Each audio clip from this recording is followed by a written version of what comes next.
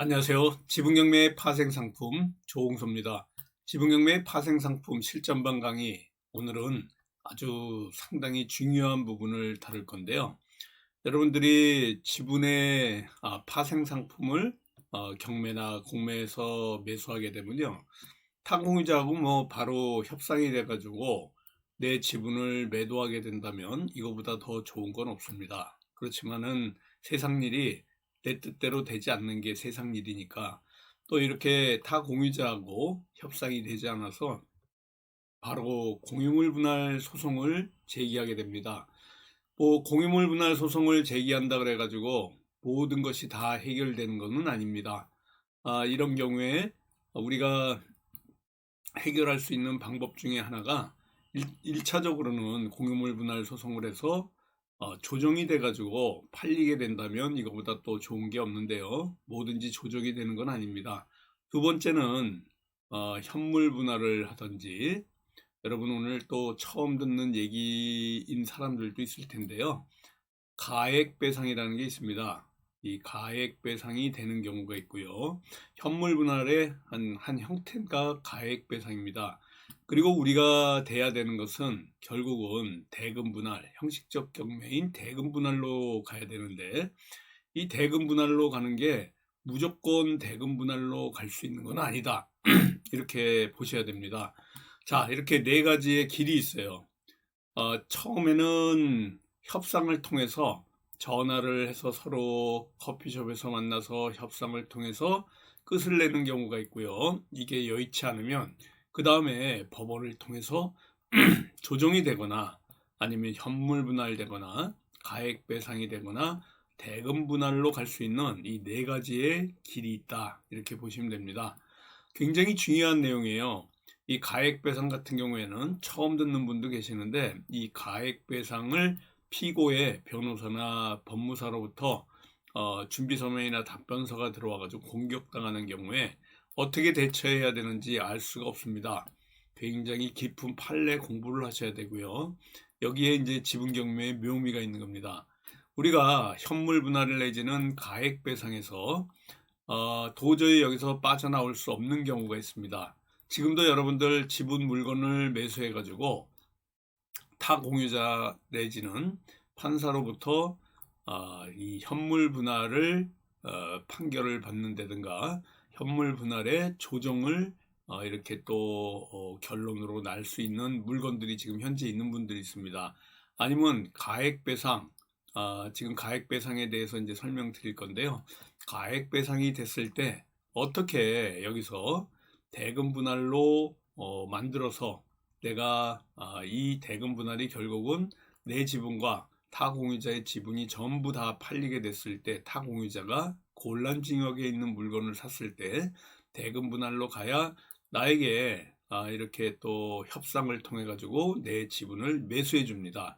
그렇지만 현물 분할이 된다는 것은 내 지분을 그대로 이 땅으로 가져오는 경우고요. 가액 배상이 된다는 것은 내가 그 낙찰받은 가격에 못 미치는 가격으로도 타 공유자에게, 아니면 내가 낙찰받은 금액으로 타 공유자에게 하나의 수익도 없이 넘길 수 있는 이런 방법이기 때문에, 우리는 현물 분할이나 가액 배상이 됐을 때 상당히 곤란하다, 이렇게 보시면 될 것 같습니다.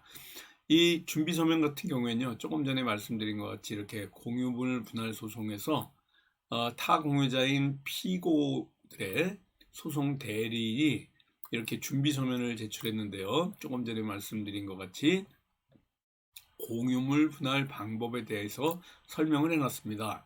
이 법리에 보면 오늘 제가 말씀드리는 이 부분은요, 다음번에, 다음 주에도 또 계속해서 말씀드려야 될 아주 중요한 부분입니다. 공유지분 비율 및 분할된 경우 경제적 가치 분할 방법에 이와 같이 전체적인 사정을 종합하여 고려해 보면, 공유물을 특정한 자에게, 여기 보여드리는 것죠. 다시 보세요.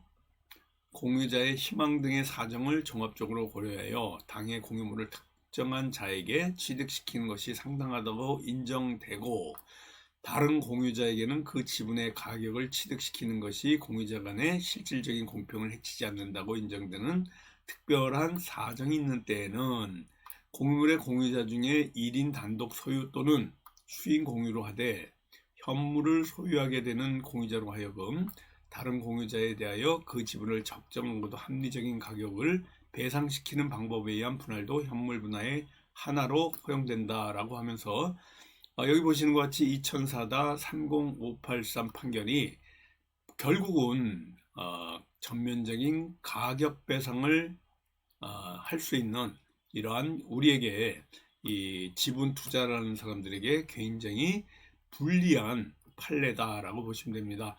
이 판례를 상대 측 변호사가 이렇게 소송 대리인이 냈을 때 여러분들이 상당히 곤란합니다. 결국은 이 판례에 의해서 내 지분을 현물 분할의 한 방법으로 가격 배상, 가액 배상을 시키는 게 현물 분할의 한 방법이라고 이렇게 써놨기 때문에 가액 배상하고 그냥 나오는 수가 있습니다. 여기 보여드리는 것 같죠. 공유물 분할 방법은 1번 토지 분할에 의한 현물 분할, 2번 전면적인 가격 배상, 이렇게 두 가지 하고요. 또 보시면은 세 번째가 경매에 의한 이런 매각대금, 대금 분할입니다. 결국은 1번이 현물 분할, 2번이 가격 배상, 3번이 대금 분할입니다. 이 가격 배상은 현물 분할의 한 형태고요. 그래서 이 전면적인 가격 배상하는 게 현물이 우선이기 때문에 가액 배상, 가격 배상하는 것이 경매 분할보다 우선된다는 판례입니다. 다시 한번 읽어보시면요. 민법 제 269조에 의해서 현물분할 원칙을 천명하였으므로 현물분할할 수 없는 경우에 하나여 경매를 통한 매각대금 분할을 할 수 있는데 그 가운데 있는 전면적 가격 배상에 의한 공유물 분할은 현물 분할의 한 종류이므로 전면적 가격 배상에 의한 현물 분할 방법이 경매 분할에 우선합니다 라고 써 있습니다. 여러분들이 지금 세 가지를 잘 외우셔야 돼요. 공유물 분할은 일단 현물 분할이 우선이다. 그리고 그 가운데에 가격 배상, 이 현물 분할의 한 방법인 가격 배상에 의한 방법이 중간에 있고요. 그리고 제일 뒤에 있는 게 이제 대금 분할인데 결국 우리가 대금 분할로 가야 여러분들이 성공적인 지분 투자를 하실 수가 있는 겁니다.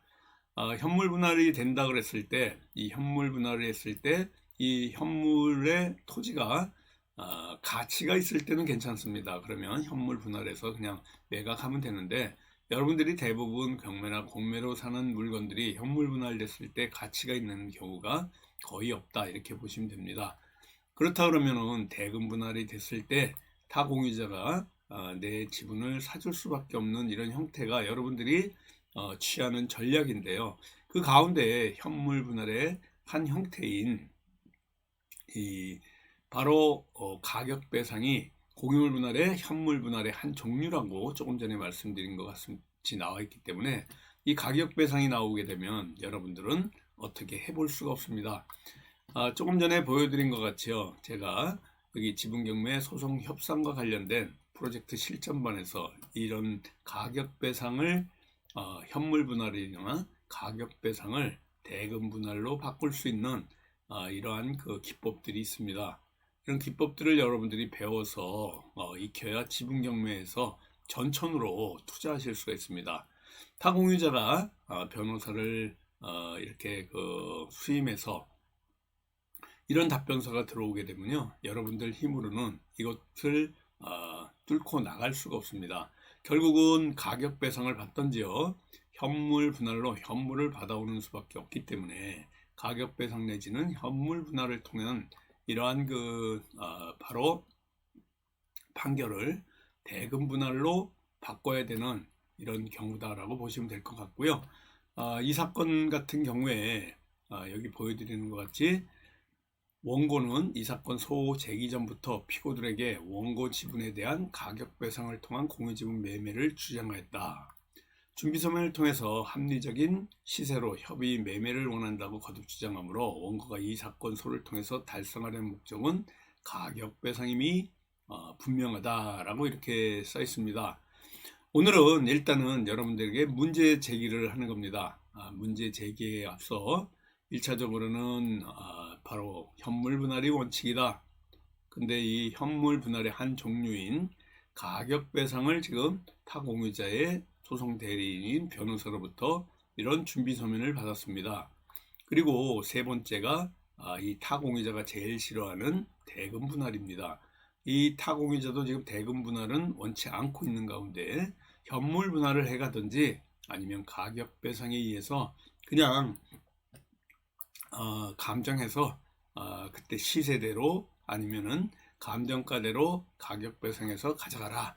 우리가 이렇게 조정을 또 희망을 했더니 이걸 갖다가 원고 지분을 이 소에서 가격 배상을 통해서 엑시트하고 나간다, 이런 표현을 써놨습니다. 오늘 이 하는 내용은 정말 지분 경매에서 중요한 부분이고요. 이 부분이 결국은 지분의 토지를 투자하는, 지분 토지를 투자하는 사람이 이 가격 배상에 대해서 정확히 또 가격 배상으로 상대방이 제안을 했을 때 여기를 빠져나오는 이런 엑시트하는 방법을 모를 때는 지분을 투자할 수가 없습니다. 그래서 이런 것들을 모르는 분들이 토지 지분은 투자하면 안 된다, 투자하면 이게 손해를 본다, 뭐 이런 얘기들을 하는 경우가 있는데요. 바로 여기서는 지금 법을 조금 벗어난 부분이 있어서 제가 정확하게 알 수 없지만 혹시 궁금하신 분들, 해결 방법이 궁금하신 분들은 조금 전에 말씀드린 이 바로 우리 프로젝트 실전반 6개월 과정에 매주 수요일 날 강의가 있는 이곳에 요 위에 있는 전화번호로 문의하셔서 제 안내를 받고 이런 깊은 공부를 하고자 하신 분들은요, 저한테 문의해 주시기 바라겠습니다.